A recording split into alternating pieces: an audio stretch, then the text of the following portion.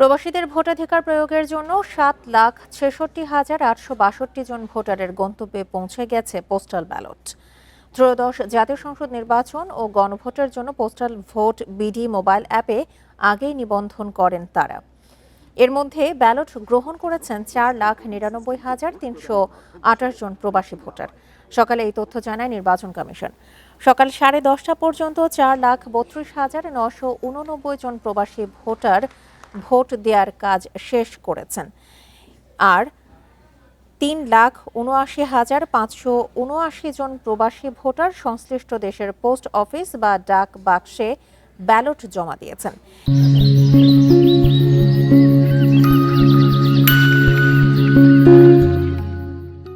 এছাড়া 29,728 জন প্রবাসীর ভোট সম্বলিত ব্যালট পেপার এরই মধ্যে দেশে পৌঁছেছে। পোস্টাল ভোট বিডি অ্যাপের মাধ্যমে প্রবাসীদের পাশাপাশি দেশ থেকে মোট 15,33,683 ভোটার নিবন্ধন করেন।